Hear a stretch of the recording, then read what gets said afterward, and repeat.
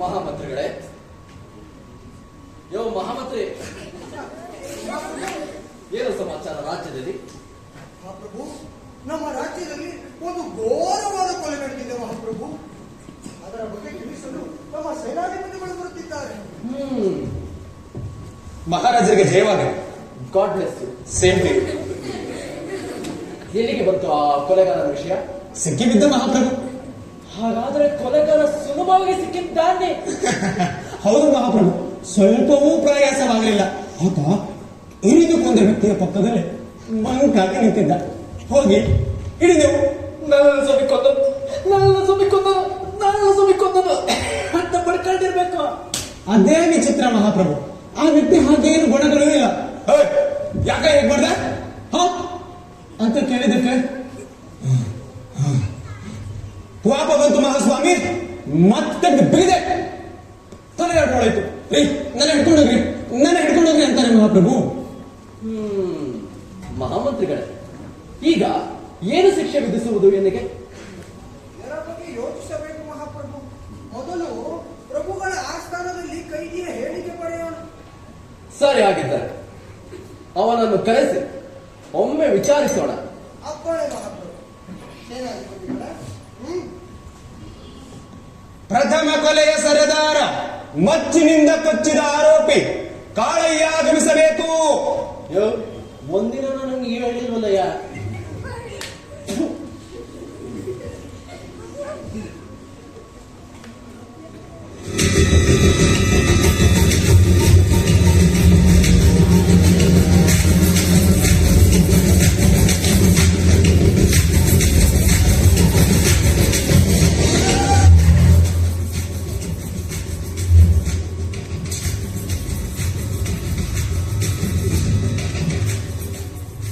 ನೀನೆಯೋ ಅವಾಂತರ ಮಾಡಿದವನು.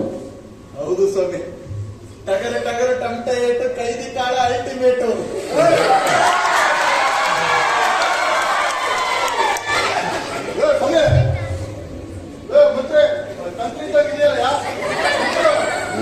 ಸೇನಾಧಿಪತಿಗಳೇ, ಮಹಾಮಂತ್ರಿಗಳೇ,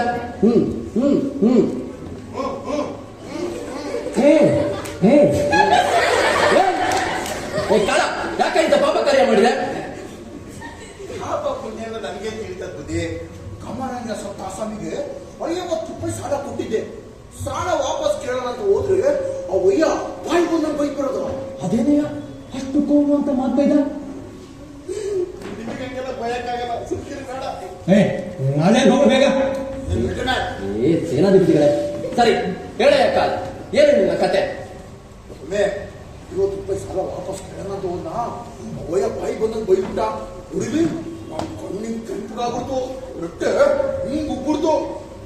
ಮನೆಗೆ ಕುರಿಗಳಿಗೆ ಸಕ್ಕ ತರ್ಸ್ಕೊಂಬರ ಅಂತ ಮಸ್ತ್ ತಗೊಂಡೋಗಿದ್ದ. ಅಕ್ಕನೊಂದು ಹಾಕ್ದೆ, ರಕ್ತ ಚೊಳ್ಳಂತ ತುಂಬಿಡ್ತು. ಒಂದ್ ಕಡೆಗೆ ಮುಂದೆ ಒಂದ್ ಕಡೆಗೆ ಪಾಪ. ಈಗ ಪಾಪ ಅಂತೆಲ್ಲಯ್ಯ, ಅವಾಗೆಲ್ಲ ಹೋಗಿ ನಿನ್ ಬುದ್ಧಿ ಇದೆ ನಮ್ಗೆ ಅವಾಗ ಗೊತ್ತಿಲ್ಲ. ನಾವ್ ಹಿಂಗೆ ಇರೋದು, ನಾವು ಹಳ್ಳಿಗಮಾರು. ಅರ್ಥ ಆಯ್ತಾ?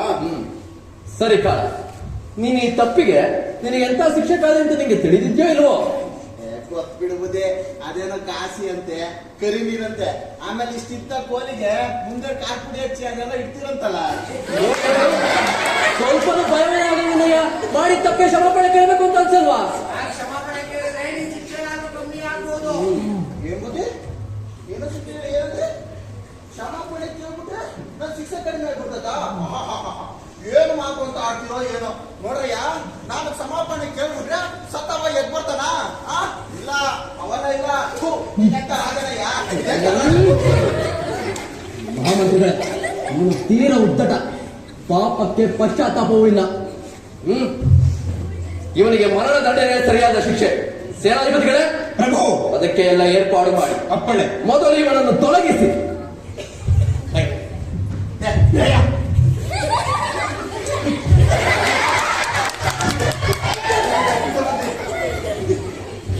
ಆದ್ರೆ ಒಂದು ಕಂಡೀಷನ್ ಬುದ್ಧಿ. ಏನು? ನಾನೇ ಕತ್ತರಿಸಿನೋ ಹಂಗ ಕತ್ತರಿಸಿ, ನಾನೇ ಕೊಂದೋ ಹಂಗೆ ಕೊಂಡು. ಅವಾಗ ನೋಡಿ, ಕೊಂದೋನಿಗೂ ಸತ್ತೋನಿಗೂ ಒಂದ್ ನ್ಯಾಯ ಸಿಗೋದು. ಏನಂತೀರಾ? ಮೊದಲು ತೊಲಗ ಬರ ಬುದ್ಧಿ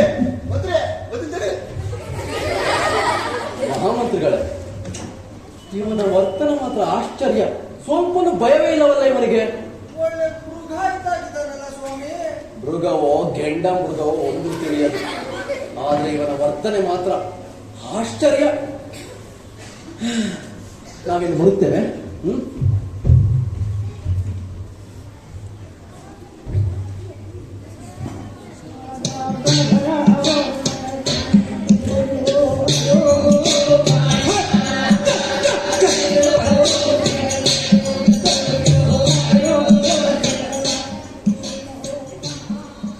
ಒಂದು ಸಣ್ಣ ಸಮಸ್ಯೆಷ್ಟು ಭೂತಾಕಾರ ತಾಳುತ್ತದೆ ಎಂದು ನಾನು ಭಾವಿಸಿರಲಿಲ್ಲ.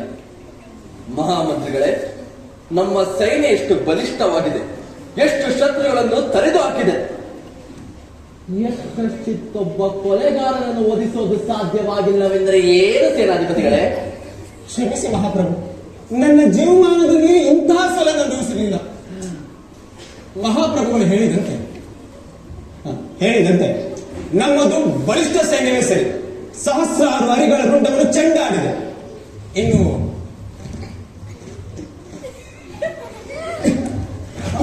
ನನ್ನ ಸಾಹಸ ಪರಾಕ್ರಮ ಅಂತ ತಮಗೆ ನಾನು ಹೇಳಿದ್ದನ್ನೇ ನೀವು ನನಗೆ ಗಳುಕುತ್ತಾ ಇದ್ದೀರಿ. ಹೌದಾ? ಇಂಥ ಸಾಹಸಿಗಳು ಏಕೆ ನಮ್ಮ ಆಜ್ಞೆಯನ್ನು ನಿರಾಕರಿಸಿದ್ದೀರಿ? ಶಾಂತಂ ಪಾಪಂ, ತಮ್ಮ ಆಜ್ಞೆಯನ್ನು ನಿರ್ಲಕ್ಷಿಸುವಂತ ಉದ್ದಟತನ ಈ ಬಡಪಾಯಿದಲ್ಲ ಪ್ರಭು. ಹಾಗಾದರೆ ಆಲಿಸಿ, ಯುದ್ಧಕ್ಕೆ ಶಸ್ತ್ರ ಹಿಡಿದು ಸಿದ್ಧವಾಗಿದ್ದ 1000 ಸೈನಿಕರನ್ನು ಸಂಹರಿಸಬಲ್ಲರು ನಮ್ಮ ಸೈನಿಕರು. ಕೆರಳಿದ ಶತ್ರುವನ್ನು ಕತ್ತರಿಸಬಲ್ಲರು. ಆದರೆ ಕೈ ಕಟ್ಟಿ ನಿರಾಯಾಸವಾಗಿ ತೆಲವಾಗಿ ರೀ ನನ್ನ ಕೊಂದಾಕ್ರಿ, ರೀ ನನ್ನ ಕೊಂದಾಕ್ರಿ ಅಂತ ಆಲಸದಿಂದ ನಿಂತವನನ್ನ ಸಾಧಿಸಲು ನಮ್ಮ ಸೇನಾಧಿಪತಿಗೆ ಆಗುತ್ತಿಲ್ಲ ಮಹಾರಾಜ. ಅವರ ದಳಪತಿ ನೀವೇ ಅಲ್ಲವೇ? ನೀವೇ ಏಕೆ ಆ ಪ್ರಯತ್ನವನ್ನು ಮಾಡಿದರು? ಮೊದಲು ನಮ್ಮ ಸೈನಿಕರ ಮೇಲೆ ನನಗೆ ಅನುಮಾನ ಬಂತು. ಅದಕ್ಕೆ ನಾನೇ ಕತ್ತು ಹಿಡಿದು ಅವನ ಮೇಲೆ ಎರಗಿದೆ. ರೀ, ಒಬ್ಬನನ್ನ ಕೊಲ್ಲೋಕೆ ಎಷ್ಟು ಹೊತ್ರಿ, ಒಬ್ಬನನ್ನ ಸಾಯಿಸಿಗೆ ಎಷ್ಟೇ ಜನ ಅಂತ ನಿರ್ಲಕ್ಷ್ಯದಿಂದ ಅಂದುಬಿಟ್ಟ ಮಹಾಪ್ರಭು. ಎತ್ತಿದ ಕತ್ತಿ ಹಾಗೆ ಹಿಡಿತು. ಹೇಗಾದ್ರೂ ಮಾಡಿ ಅವನನ್ನ ಕೆರಳಿಸಬೇಕು ಅಂತ ಪ್ರಯತ್ನ ಪಟ್ಟೆ ಮಹಾಪ್ರಭು. ಆದ್ರೆ ಆ ವಿಚಿತ್ರ ವ್ಯಕ್ತಿಗೆ ಕೋಪನೇ ಬರಲಿಲ್ಲ. ರೀ, ನಿಂತು ನನ್ನ ಕಾಲು ಮಾಡಿದೆ. ನೀವೇ ನನ್ನ ಗಲ್ಲಿಗೇರಿಸ್ತೀರೋ ಅಥವಾ ನಾನೇ ಸೇನೆ ಮಾಡಿ ಹೋಗ್ಲು ಅಂತಾನೆ ಮಹಾಪ್ರಭು. ಮಹಾಮಂತ್ರಿಗಳೇ, ಇದೊಂದು ವಿಚಿತ್ರ ಪರಿಸ್ಥಿತಿ. ನಮ್ಮ ಪೂರ್ವಜರು ಇದರ ಬಗ್ಗೆ ಏನು ಮಾಡುತ್ತಿದ್ದರು? ಈ ಬಗ್ಗೆ ದಾಖಲೆಗಳನ್ನೆಲ್ಲ ಪರಿಶೀಲಿಸಿದ್ದೇನೆ ಮಹಾಪ್ರಭು. ಮರಣದಂಡನೆ ಜಾರಿಗೆ ವಿಧಿಸಿರುವುದು ಈ ಗಣರಾಜ್ಯದಲ್ಲಿ ಇದೇ ಮೊದಲನೇ ಬಾರಿ. ಹಾಗಂತ ಕೊಲೆ ನಡೆದಿಲ್ಲ ಅಂತೇನಿಲ್ಲ, ಮರಣದಂಡನೆ ವಿಧಿಸಿರುವುದೂ ಇದೆ. ಆದರೆ ಆಗ ಕೈದಿಯು ಪ್ರಭುಗಳ ಕಾಲಿಗೆ ಬಿದ್ದು ಹತ್ತು ಕರೆದು ಜೀವದಾನ ಬೇಡುತ್ತಿದ್ದ, ಅಥವಾ ಅವರ ಹೆಂಡತಿ ಮಕ್ಕಳು ಅವನಲ್ಲಿ ಕ್ಷಮೆ ಯಾಚಿಸುತ್ತಿದ್ದರು. ಉದಾರ ಹೃದಯದಿಂದ ಪ್ರಭುಗಳು ಸರಿ ಆಗಿದ್ದಾರೆ. ಈ ಕೈದಿಂದ ಕ್ಷಮಾಪಣೆ ಕಳಿಸಿದಾಯ್ತಲ್ವೇ? ಅದೇ ಸಾಧ್ಯವಾಗಿಲ್ಲ ಮಹಾಸ್ವಾಮಿ. ನೀನು ಮಾಡಿದಂತ ಪರಪರಾಧ ಅಂತ ಗೊತ್ತೇನೆ ನಿನಗೆ? ನಿನ್ನ ಜೀವನ ಎಂತ ಅಮೂಲ್ಯವಾದದ್ದು ಅಂತ ಗೊತ್ತೇನೆ ನಿನಗೆ ಅಂತ ಕೇಳಿದೆ. ಏನಂತಾನೆ? ರೇ, ನೀವೇನು ಪುರಾಣ ಓದಕ್ ಬಂದಿದ್ದೀರೋ ಅಥವಾ ನಾನು ದಂಡಿಸೋಕ್ ಬಂದಿದ್ದೀರೋ? ಮಹಾರಾಜ ನಿಮಗೆ ಅಪಮಾನ ಮಾಡ್ತಾ ಇದ್ದೀರಾ. ನಿಮಗೆ ದೊರೆಗಳಿಗೆ ದೂರ ನಿಲ್ತಾನೆ ಅಂತಾನೆ ಮಹಾಪ್ರಭು. ಅವನು ನೋಡಿದ್ರೆ ನನ್ನ ಮೈಯೆಲ್ಲ ಉಡಿ ಹೋಗುತ್ತೆ. ಕೋಪದಲ್ಲಿ ಅವನ ತಲೆಯನ್ನು ತಡೆದು ನನ್ನ ಕಣ್ಣು ಮುಂದೆ ಇಡಬೇಕಾಯ್ತು. ಅದೇ ಸಾಧ್ಯ ಇಲ್ಲ ಮಹಾಸ್ವಾಮಿ. ಕೇವಲ ನನಗೆ ಮಾತ್ರ ಕೋಪ ಬಂದ್ರೆ ಸಾಕು. ಎದುರುಗಡೆ ಇರೋ ವ್ಯಕ್ತಿಗೂ ರೋಷೌಕ್ತಿ ಬರಬೇಕು. ಆಗ ಮಾತ್ರ ಕಡಾಕಡಿ. ಕಡಾಕಡಿ ಕಡಾಕಡಿ ಮಾಡೋದಕ್ಕೆ ಇದ್ದಾನೇನ್ರಿ? ಒಟ್ಟಿನಲ್ಲಿ ಕೆಲಸ ನಿಮ್ಮಿಂದ. ಮಹಾಮಂತ್ರಿಗಳ ಪ್ರಭು, ಇದಕ್ಕೊಂದು ಪರಿಹಾರ.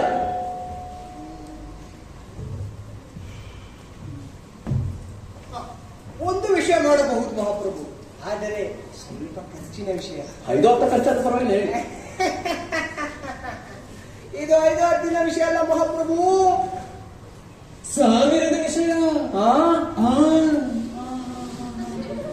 ಮಹಾಪ್ರಭು, ನಮ್ಮ ದೇವರಾಜ್ಯ ಕೋಲಾಹಲಪುರ ಇದೆಯಲ್ಲ, ಅಲ್ಲಿ ಅವರಿಗೆ ಈ ಲೂಟಿ ದಂಗೆ ಇದೆಲ್ಲ ನೀರು ಕುಡಿದ ಹಾಗೆ. ಇದ್ದಕ್ಕಿದ್ದ ಹಾಗೆ ಕೆರೆತ್ತಾರೆ, ಅರಮನೆಯನ್ನು ಸುತ್ತಿ ಬಿಡ್ತಾರೆ, ಯಾರಂದ್ರೆ ಅವರನ್ನ ಕೊಲ್ಲಿ ಚೆಲ್ತಾರೆ. ಸರಿ, ಸೈನಿಕರು ನುಗ್ಗಿ ಅವರನ್ನು ಬಂಧಿಸುತ್ತೆ, ಅವರ ನಾಯಕರನ್ನು ಬಂಧಿಸುತ್ತೆ, ವಿಚಾರಣೆ ಮಾಡಿ ಬಹಿರಂಗವಾಗಿ 100 ಜನರಿಗೆ ಫಾಸಿ ವಿಧಿಸುತ್ತಾರೆ. ಅಷ್ಟು ಸುಲಭವಾಗಿ ಒದಿಸಿ ಬಿಡ್ತಾರೆ ಮಹಾಪ್ರಭು. ಅದಕ್ಕಾಗಿ ಅವರು ಒಂದು ದೊಡ್ಡ ಯಂತ್ರವನ್ನು ತಯಾರಿಸಿದ್ದಾರೆ. ಅದರ ಹೆಸರು ಗಿಲ್ಲೋಟಿನ್. ಯಾವ ಟಿನ್ನ? ಗಿಲೋಟಿನ್. ಯಾವುದೋ ಶುಭ ಕಾರ್ಯಕ್ಕೆ ಎಂದು ಹೋಗಿದ್ದಾಗ ಅದನ್ನು ನೋಡಿದ ನೆನಪು. ಸುಲಭವಾಗಿ ಕುತ್ತಿಗೆಯನ್ನು ಒದವಿ ಹಾಕಿಬಿಡುತ್ತೆ. ಅಪರಾಧಿಗಳನ್ನ ಇದರ ಬಗ್ಗೆ ನಿಮ್ಮ ಸಲಹೆ ಏನು? ಮಹಾಪ್ರಭು, ತಾವು ಈ ಕೂಡಲೇ ಒಂದು ಪ್ರಾರ್ಥನಾ ಪತ್ರವನ್ನು ಆ ಒಡೆಯರಿಗೆ ಕಳುಹಿಸಿಕೊಡಬೇಕು. ಆದರೆ ಈಗ ಅಲ್ಲಿ ಒಡೆಯರಿಲ್ಲ, ಜನತಾ ರಾಜ್ಯ. ಅಲ್ಲಿಯ ಪ್ರಧಾನಿ ಸ್ವಲ್ಪ ಕುಸುಮಿಷ್ಟೆ. ಬಾಡಿಗೆಯನ್ನು ಪಡೆಯಬಹುದು, ಆದರೆ ಸಾಗಾಣಿಕೆ ಖರ್ಚು ಇತ್ಯಾದಿ ಎಲ್ಲ ಬಾಡಿಗೆ ಸಮೇತ ನಮ್ಮ ತಲೆ ಮೇಲೆ ಬೀಳುತ್ತದೆ. ಮಹಾಮಂತ್ರಿಗಳೇ, ಅಂದಾಜು ಎಷ್ಟು ಖರ್ಚಾಗಬಹುದು? ಪ್ರಭು 999 ರೂಪಾಯಿ 30 ಪೈಸೆ ಪ್ರಭು. ಇವರು ಹೇಳುವ ಮಟ್ಟಿಗೆ 1,000 ಆಗಬಹುದು. ಮಹಾಮಂತ್ರಿಗಳೇ, ಒಬ್ಬ ಖೈದಿಯನ್ನು ಕೊಲ್ಲುವುದಕ್ಕೆ 1,000 ರೂಪಾಯಿ? ಛೇ ಛೇ ಛೇ ಛೇ ಛೇ ಛೇ ಛೇ ಛೇ ಛೇ ಛೇ. ಹೌದು ಸ್ವಾಮಿ, ತೀರಾ ಅನ್ಯಾಯ.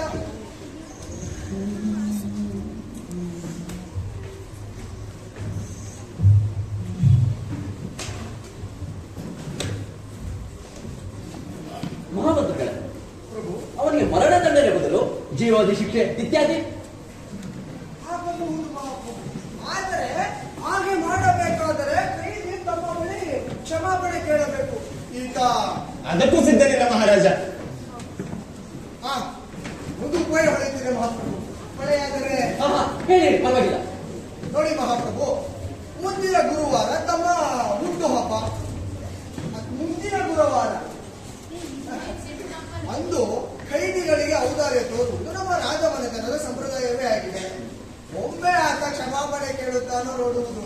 ಇಲ್ಲದಿದ್ದರೆ ಪ್ರಭುಗಳ ಜನ್ಮದಿನದ ಶುಭ ಸಂದರ್ಭದಂದು. ಭಲೆ ಭಲೆ, ನಿಜವಾಗಿಯೂ ಮೆಚ್ಚಿದ ನಿಮ್ಮ ಸಲಹೆಯನ್ನು. ಸರಿಯಾಗಿದ್ದರೆ ಮುಂದಿನ ಗುರುವಾರ ಅವರನ್ನು ಹಾಜರು ಮಾಡಿ ನಮ್ಮ ಸಭೆಗೆ ನಾವಿನ್ನು ಬರುತ್ತೇವೆ. ನಾವು ತೆರಳಬೇಕು.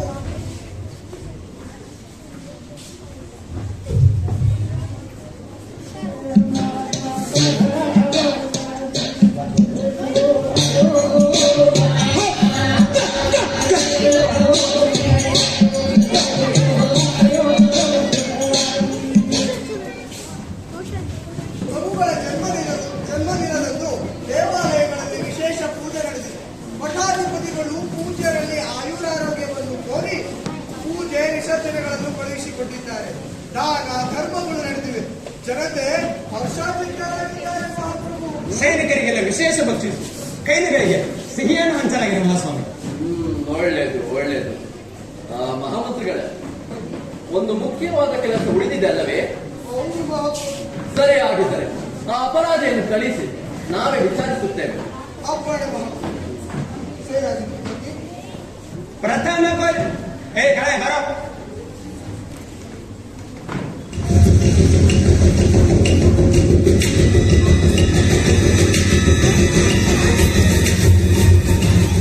ಏನಯ್ಯ ಕಾಳ, ಚೆನ್ನಾಗಿದ್ಯಾ?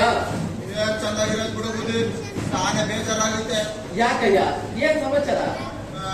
ಇವತ್ತು ಗಲ್ಲಿಗೆ ಇರ್ತಾರೆ, ನಾಳೆ ಗಲ್ಲಿಗೆ ಇರ್ತಾರೆ ಅಂತ ಕಾಯೋದಾಗಿದೆ. ಆ ಪರಿಹಾರದಲ್ಲಿ ಕೇಳಿದ್ರೆ ನಿನ್ಗ್ಯಾಕಯ್ಯ ಸಾಯವರೆಗೂ ನೀನ್ ಬದುಕಿರ್ಲೇಬೇಕು ಅಂತ ನಾ ಸ್ವಾಮಿ. ಅಲ್ಲ ಬುದ್ಧಿ, ನನ್ಗೊಂದು ಡೌಟು, ಈ ರಾಜ್ಯದಲ್ಲಿ ಸಾಯಕ್ಕೂ ಏನಾದ್ರು ಲಂಚ ಗಿಂಚ ಏನಾದ್ರು? ಏನು ಕಳಿಸಿದ್ದಾರೆ ಗೊತ್ತಾ? ಅದು ನಮ್ಮ ಪ್ರಭುಗಳ ಜನ್ಮದಿನದ ಶುಭ ಸಂದರ್ಭದಂದು. ನನ್ಗೆ ಗೊತ್ತು ಬುದ್ಧಿ, ಆ ವೈಯತ್ ಊಟ ನಾನ್ ಬಂದೆ. ಏನೇನಿ ಇವತ್ತು ಪ್ರಭುಗಳ ಜನ್ಮದಿನ? ಅಯ್ಯೋ ಪ್ರಭುಗಳೇ ಜನ್ಮದ ಆರ್ಥಿಕ ಶುಭಾಶಯಗಳು. ಪಾರ್ಟಿ ಕೊಡ್ಸೋದು ಪಕ್ಕ.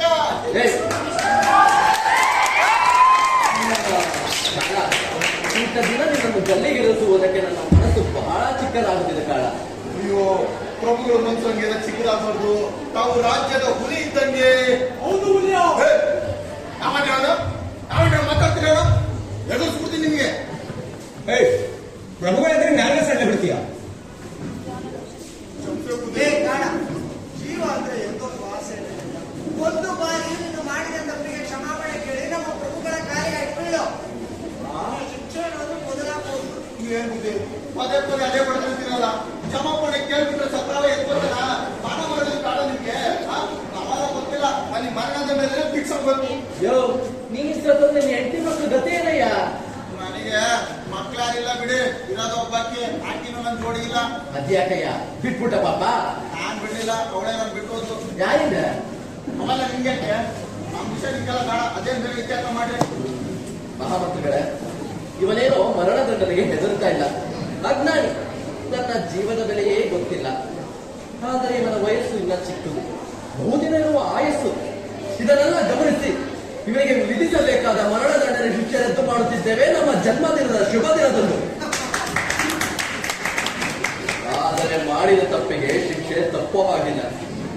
ಈ ಕೈದಿ ಕೊಲೆ ಮಾಡಿದ ಅಪರಾಧಕ್ಕಾಗಿ ಇವನಿಗೆ ಜೀವನ ಶಿಕ್ಷೆಯನ್ನು ವಿಧಿಸುತ್ತಿದ್ದೇವೆ. ಸೇನಾಧಿಪತಿಗಳೇ, ಪ್ರಭು, ಅದಕ್ಕೆಲ್ಲ ಏರ್ಪಾಡು ಮಾಡಿ. ಅಪ್ಪಣೆ. ಮಹಾಮಂತ್ರಿಗಳೇ, ನಮ್ಮ ಆರಾಧನೆಯ ವೇಳೆ ಆಯ್ತು ಅಂತ ತೋರುತ್ತದೆ. ನಾವಿನ್ನು ಮಹಾಪ್ರಭು, ನಾವು ವಿಶ್ರಾಂತಿಗೆ ಇಂಥ ಕಡೆ ತೆರಳಬೇಕು. ಹೋಗು.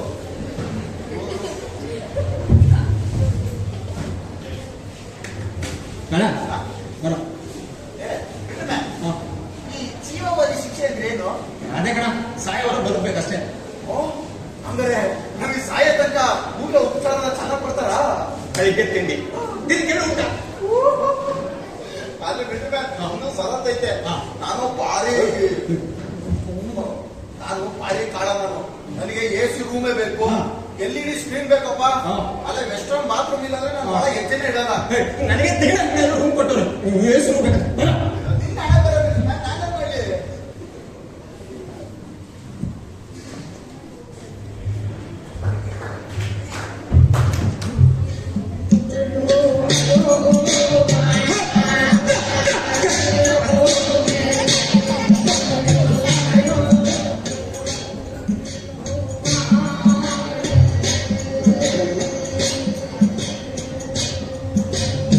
ಸಮಸ್ಯೆ ಎಷ್ಟು ದೊಡ್ಡದಾಗಿದೆ ಅಂತ ನಾನು ತಿಳಿದಿರಲಿಲ್ಲ.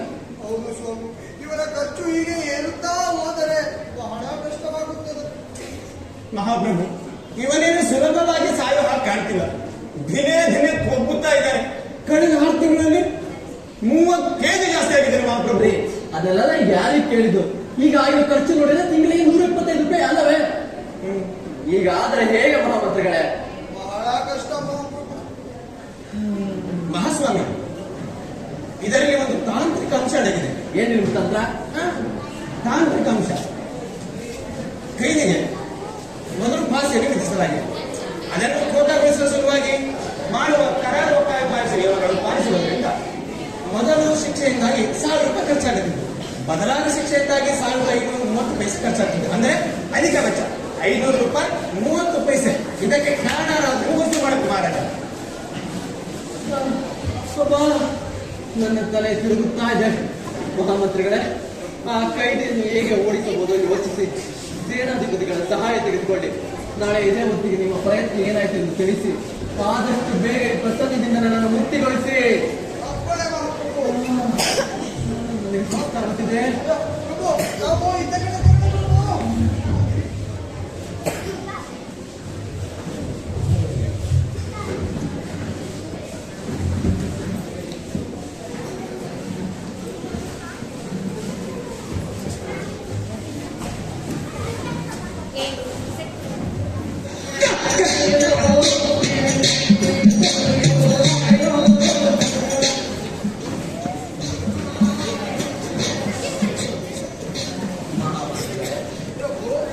ಎಲ್ಲಿಗೆ ಬಂತು ಆ ಕೈದಿಯ ವಿಚಾರ? ಇನ್ನಾದರೂ ನನಗೆ ಬಿಡುಗಡೆ ಇದೆಯೋ ಇಲ್ವೋ? ಪ್ರಭು, ಇಷ್ಟೊತ್ತಿಗಾಗಲೇ ಆ ಕೈದಿಯು ಊರು ಬಿಟ್ಟು ಹೋಗಿರಬಹುದು. ನಮ್ಮ ಕಾಯದಿಂದ ಇನ್ನೇನು ವಿಷಯ ಬರುತ್ತದೆ ನೋಡಿ. ಹೇ, ಶಬಾಷ್, ನಿಮ್ಮ ಚಾತುರ್ಯಕ್ಕೆ ನಾನು ಮೆಚ್ಚಿದೆ. ಇದನ್ನು ಹೇಗೆ ಸಾಧಿಸಿದರೆ ಮಹಾಮಂತ್ರಿಗಳೇ? ಅದನ್ನು ನಮ್ಮ ಸೇನಾಧಿಪತಿಗಳು ವಿವರಿಸಿದ್ದಾರೆ ಮಹಾಪ್ರಭು. ಪರಂಪರಿಸಬೇಕು. ಏನಂದವರು? ಸೇನಾಧಿಪತಿಗಳು ಮಹಾಮಂತ್ರಿಗಳು ಹೇಳಿದಂತೆ ಕೈದಿಯನ್ನು ಮೊದಲು ಪುಸಲಾಯಿಸಿದರು. ಜೀವಾವಧಿ ಶಿಕ್ಷೆಯ ಬಗ್ಗೆ ಇರುವಷ್ಟನ್ನು ವಿವರಿಸಿ ಹೇಳಿದೆ. ಪ್ರಭುಗಳು ಉದಾರ ಮನಸ್ಸಿಗೆ ಹೋಗಿ ಕೇಳಿಕೊಂಡು ಬಿಡುಗಡೆ ಮಾಡ್ತಾರೆ ಅಂತ ಅಂದೆ. ಏನ್ ಹೇಳಿದ್ದ ಅಪರಾಧಿ? ಏನು ಬೇಡ ಸೇನಾಧಿಪತಿಗಳು, ಇಲ್ಲೇ ಅನುಕೂಲವಾಗಿದೆ. ನನ್ನ ಆರೋಗ್ಯ ಚೆನ್ನಾಗಿದೆ. ನೀವು ಕೊಡ್ತಿರೋ ಶಿಕ್ಷೆಯನ್ನು ನೋಡಿ ನನ್ನ ಮೈಕೈ ಎಲ್ಲ ಹೇಗಿದೆ. ಪ್ರಭುಗಳಿಗೆ ಹೇಳಿ ಅವರ ಅವತಾರಕ್ಕೆ ಅಡ್ಡ ಬಿದ್ದೆ. ಕಾಳ ಸಂಡಾಗಿದ್ದೇನೆ ಮಹಾಸ್ವಾಮಿ, ಆಗಿರೋ ಹಾಗೆ ಅಂತ ಅಂದ. ಆಮೇಲೆ ಹೇಗಾದ್ರೂ ಮಾಡಿ ಓಡಿ ಹೋಗ್ತಾನೆ ಅನ್ನುವಂತ ಕಾವಲನ್ನು ಸಡಿಲಿಸಿದೆ. ಬಂದಿಕಾನೆ ಬೀಗನ ಹಾಕದೆ ಬಿಟ್ಟೆ. ಸುಮ್ಮನೆ ತಗುಲಿದ ಹಾಗೆ ಕಾವಲನ್ನ ಕಣ್ಣು ಕಾಣದ ಹಾಗೆ ಇರುವಂತ ಅಂದೆ. ಏನಾಯ್ತು? ಇವನು ಮಹಾ ವಿಚಿತ್ರ ಕೈದಿ ಮಹಾಪ್ರಭು. ಕೆಳಗೆ ಬಿದ್ದು ಅಲ್ಲಲ್ಲಿ ಓಡಾಡ್ತಿರೋ ಪಹಾರಿಯವರನ್ನು ಕರೆದು ಸಿಪಾಯಪ್ಪ ನಡ ಹೇಳಿ ಅಂತ ಕರೆದು ಏನಯ್ಯ ಮಹಾರಾಜರು ತಿಂದು ಅವ್ರಿಗೆ ದ್ರೋಹ ಮಾಡಬಹುದೇ ಅಂತ ನೀನು ಕೆಳಗಡೆ ಬಿದ್ದಿರೋ ಬೀಗನ ಎತ್ತಿ ಕೈಗೆತ್ತಿ ಕೊಟ್ಟಂತೆ ಮಹಾಪ್ರಭು. ಛೇ ಛೇ ಛೇ ಛೇ ಛೇ ಛೇ. ಮಾರನೇ ದಿನ ಅಂದ್ರೆ ಇವತ್ತು ಬೆಳಗಿನ ಜಾವ ತಿಂಡಿ ಕಳಿಸಲಿಲ್ಲ, ಪಹಾರೆಯವನನ್ನು ಕಳಿಸಿಬಿಟ್ಟೆ. ಬಂದೀಖಾನೆ ಭಾಗವನ್ನ ಹಾಕಿ ಸುಮ್ಮನೆ ಬಿಟ್ಟಿದ್ದೇನೆ. ಬಹುಶಃ ಕಾಳೆಯಂತನ್ನು ಬಿಡುಗಡೆ ಮಾಡಿದ್ರೆ ಅಂತ ತಿಳಿದ ಇಷ್ಟೊತ್ತಿಗೆ ಅಬ್ಬ, ಅಂತೂ ಒಂದು ದೊಡ್ಡ ತಲೆನೋವು ತಪ್ಪಿತು. ಪ್ರಭುಗಳೇ! ಪ್ರಭುಗಳೇ! ಜಯ! ಪ್ರಭುಗಳೇ! ಪ್ರಭುಗಳೇ!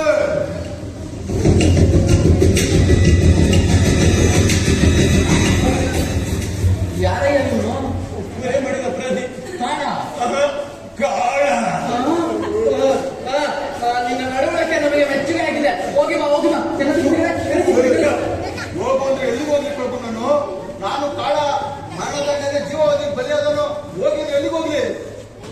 ಕಾಳ, ನಿನ್ನ ನೀಯತ್ತು ನಿನ್ನ ರಾಜಭಕ್ತಿಗೆಲ್ಲ ಮೆಚ್ಚಿ ನಮ್ಮ ರಾಜರು ನಿನ್ನನ್ನು ಬಿಡುಗಡೆ ಮಾಡಿದ್ದೇವೆ. ಆದಷ್ಟು ಬೇಗ ಹೋಗಿ ಬಾ. ತಿನ್ನದಿದ್ರೆ ಅವರಿಗೆ ಹೊಟ್ಟೆ ತುಂಬ ಊಟ ಕಳಿಸಿ ನಡಿ. ಇಲ್ಲ ಇಲ್ಲ, ಆ ಪಾರೇದನು ಬೀಗ ಹಾಕಿಲ್ಲ ಅಂತ, ಹೊಟ್ಟೆ ಊಟ ಕೊಟ್ಟಿಲ್ಲ ಅಂತ ಅಡಿಗೆ ಮನೆ ಹುಡ್ಕೊಂಡು ಕಡೆ ಬಂದೆ ಅಷ್ಟೇ. ನಾನು ಹೊರಗೆ ಹುಡ್ಕೊಂಡ್ಬಿಟ್ಟ. ಓಡ್ಕೊಂಡೇ ಬರ್ಲಿಲ್ಲ, ನಡ್ಕೊಂಡೇ ಬಂದೆ. ಓ, ಅದಕ್ಕೆ ನಡ್ಕೊಂಡ್ ಬಂದ್ಬಿಟ್ಟ ಭೂಪತಿ. ಪ್ರಭುಗಳೇ, ನಾನನ್ ಭೂಪತಿ ಆಗ್ತೀನಿ, ತಾವಲ್ಲಿ ಈ ರಾಜ್ಯದ ಭೂಪತಿ. ಸರಿ ಕಾಳ, ಈಗೇನು ನನ್ನನ್ನು ಬಿಡುಗಡೆ ಮಾಡಿ ಅಂತ ಪ್ರಾರ್ಥನೆ ಅನ್ಕೋತಿ ಹೇಳ್ತಾನೆ. ನೋಡಿಯಾ, ಅಡಿಗೆ ಮನೆ ದಾರಿ ತೋರಿಸ್ಬಿಟ್ರೆ ಹೊಟ್ಟೆ ತುಂಬ ಉಂಡ್ಕೊಂಡು ಹಂಗೆ ಮನೆಗೆ ಹೋಗ್ಬಿಡ್ತೀಯ. ನ್ಯಾಯ ಬೇಡ ಪ್ರಭುವೇ, ಹೊಟ್ಟೆ ತುಂಬ ಉಂಡ್ಕೊಂಡು 11ನೇ ನಂಬರ್ ಸೈನಿಗಳು ಮಲ್ಕೊಂತೀನಿ. ಕಾಳ, ಇಲ್ಲಿಗೆ ಯಾಕಯ್ಯ ಬಂದೆ? ಹೇಳಿದ್ದೆ ಮತ್ತೆ ಮತ್ತೆ ಕೇಳ್ತಾ ಇಲ್ಲ ಬುದ್ಧಿ, ಹೊಟ್ಟೆ ಸಿಕ್ಕಿತ್ತು ಅದಕ್ಕೆ ಬಂದೆ. ಸರಿ, ಇನ್ನು ನಾ ಬಿಡುಗಡೆ ಮಾಡಿದೆ. ಓಡು ಓಡು. ಎಂಬುದೇ ಬಿಡುಗಡೆ. ಎಂತ ರಾಜಗೆ ನೀನು? ಮತ್ತಿಗೆ ಮರಣದಂಡನೆ ಅಂದ್ರೆ ಸುಂಕಿದ್ದೆ, ಆಮೇಲೆ ಜೀವವಧಿ ಅಂದ್ರೆ ಸುಂಕಿದ್ದೆ. ಇವಾಗ ಏನು ಬೇಡ ಬಿಡುಗಡೆ ಮಾಡಿ ಅಂತ ಇದ್ದೀರಲ್ಲ, ನಿಮ್ಗೆ ಮಾನ ಮಾಡ್ತಾ ಇಲ್ವ ನಿಮಗೆ? ಕಾಳ, ನಿನ್ಗೆ ಉದ್ದ ಆಯ್ತಿದೆ. ಬುದ್ಧಿ ಕ್ಷಮಿಸ್ಬೇಕು, ಹೊಟ್ಟೆ ಎಲ್ಲ ಹಸಿದಿತ್ತಲ್ಲ, ಅದಕ್ಕೆ ಬಾಯಿ ಬಂದಂಗೆ ಮಾತಾಡ್ಬಿಟ್ಟೆ. ಸರಿ ಕಾಳ, ನಿನ್ನನ್ನು ನಾನು ಕ್ಷಮಿಸಿದ್ದೇನೆ. ನೋಡು, ಈಗ ನಮ್ಮ ಪಹಾರೆಯವರು ನಿನಗೆ ಶಿಕ್ಷೆ ಕೊಡಲು ಎಲ್ಲ ರಜದ ಮೇಲೆ ಇದ್ದಾರೆ. ನಿನಗೆ ನಿಗಾಣರು ಯಾರು ಇಲ್ಲ ಕಣಯ್ಯ. ಬುದ್ಧಿ, ನೀವೇನು ಟೆನ್ಷನ್ ಮಾಡ್ಕೊಂಬಿಡಿ, ಕಡೆ ಬನ್ನಿ. ನನಗೆ ಕೆಲಸ ಎಲ್ಲ ಬರ್ತದೆ. ರಗ್ಗಿ ಬೀಸೋದು, ಚಕ್ಕಿ ಪೀಸಿಂಗು, ಆಮೇಲೆ ಸೌದೆ ಮುರಿದಾಕೋದು, ಇವೆಲ್ಲ ನಾನೇ ಮಾಡ್ಕೊಂತೀನಿ. ಟೈಮ್ ಊಟ ಕೊಟ್ಬಿಟ್ರೆ ಸಾಕು. ಅದೆಲ್ಲ ಆಗುದಿಲ್ಲ ಕಣ. ನೀನನ್ನು ಬಿಡುಗಡೆ ಮಾಡಬೇಕೆಂದು ತೀರ್ಮಾನ ಮಾಡಿದ್ದೇವೆ. ಮೇಲೆ ಹೇಳಿದಾಗೆ ಊಟದ ನಂತರ ಹೊಸ ಬಟ್ಟೆ ಬರೆಯನ್ನು ತೆಗೆದುಕೊಡೋದಕ್ಕೆ ಹೇಳುತ್ತೇನೆ. ಖರ್ಚಿಗೆ 20 ರೂಪಾಯಿ ಹಣವನ್ನು ಕೊಡುತ್ತೇವೆ. 20 ರೂಪಾಯಿ ಇಟ್ಕೊಂಡು ಕುರುಪೈ ಸುಂತಿಲ್ಲ. ಮಾತಾಡ್ತೀಯ ಯಾರ ಮಂತ್ರಿ? ಬುದ್ಧಿ, ಹಾಗೂ ಇವ ನನ್ ತಿಂಗಳ ಎಷ್ಟು ಖರ್ಚು ಬರ್ತೈತೆ? ಓ, ನೀನು ತಿಂಗಳ ಲೆಕ್ಕ ಮೇಲೆ ಒಪ್ಪಿಸ್ಬೇಕು.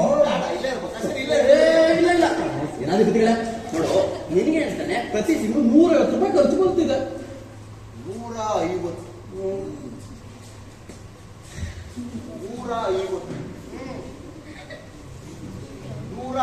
ಅದೇ 100 ಮೇಲೆ ಬೇಕು. ಅಲ್ಲ, 50 ಕೆಳಗೆ 100. ಆದ್ರೆ ಪ್ರಭುಗಳೇ ಹೋಗ್ಲಿ, ನಮ್ಮ ಪ್ರಭುಗಳು ಬಹಳ ಕಷ್ಟ ಆಗದೆ ನೋಡಿ. ಪಿಲ್ಲರ್ ನಿಲ್ಸಿಲ್ಲ, RCC ಹಾಕ್ಸಿಲ್ಲ. ಮಂತ್ರಿ ಕರ್ಕೊಂಬಂದಿರ ಕಂತ್ರಿ ಇದ್ದಂಗದಾನೆ. ನಿಮ್ಗೆ ಅಂತ 50 ರೂಪಾಯಿ ಬಿಟ್ಟು ಕೊಡ್ತೀನಿ. ಆದ್ರೆ ತಿಂಗಳ ನನಗೆ 100 ರೂಪಾಯಿ ಕೊಟ್ಬಿಟ್ರೆ ನಾವೆಲ್ಲಿಗೂ ಕಣ್ಣಿ ಕಾಣಲ್ಲ, ಆಯ್ತಾ? ನೀನು ಸುಮ್ಮನೆ ಬೇಡ, ಇಲ್ಲೇ ಮಗ, ಇಲ್ಲೇ ತಿಂಬಿಡಿ. ಮಹಾಮಂತ್ರಿಗಳೇ, ತೆರೆದಿದ್ದೇನೆ, ತುಂಬಂದಿರಿ. ಹಾ ಸರಿ, ನಿನ್ನ ಮಾತಿಗೆ ನಾವು ಒಪ್ಪಿದ್ದೇವೆ. ಈ ಹಣವನ್ನು ಎಲ್ಲಿ ಕಳಿಸಿಕೊಡಬೇಕು ಅದನ್ನು ಹೇಳಿ. ಏನಿಲ್ಲ ಬುದ್ಧಿ, ಪ್ರತಿ ಹುಣ್ಣಿಮೆ ದಿನ ರಾಜ್ಯರ ಶನಿ ಮಹಾತ್ಮ ದೇವಸ್ಥಾನ ದುಡ್ಡು ಕೊಟ್ಟು ಈ ಮಿಲಿಟರಿ ಮ್ಯಾನ್ಗೆ ಕಳ್ಸಿಬಿಟ್ರೆ ನಾನು ಇಂಥ ಕಡೆ ತಲೆ ಹಾಕಿ ಮಗಲ್ಲ, ಆಯ್ತಾ? ಶಬಾಷ್, ನಿನ್ನ ತೀರ್ಮಾನಕ್ಕೆ ನಾನು ಒಪ್ಪಿದ್ದೇನೆ. ಈಗ ಹೋಗಿ ಬಾ. ಹೋಗ್ಬೋದಾ? ಪ್ಲೀಸ್. ಊಟ ಸೇನಾಧಿಪತಿಗಳೇ, ಕಳೆ ಸೀದಾ ಅಡಿಗೆ ಮನೆ ಊಟ ಮಾಡ್ಕೊಂಡು ನೋಡು.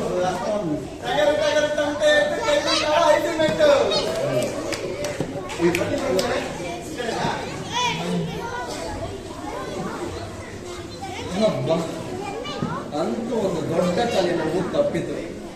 ಮಹಾಮಂತ್ರಿಗಳೇ, ಸೇನಾಧಿಪತಿಗಳೇ, ಪ್ರಭು ಇನ್ನ ಏನಾದ್ರು ಉಂಟೋ? ಸದ್ಯಕ್ಕೆ ಏನು ಇಲ್ಲ ಸರಿ, ನನಗೆ ತುಂಬಾ ದಣಿವಾಗಿದೆ. ನಾ ಇನ್ನು ಬರುತ್ತೇನೆ. ವಿಶ್ರಾಂತಿ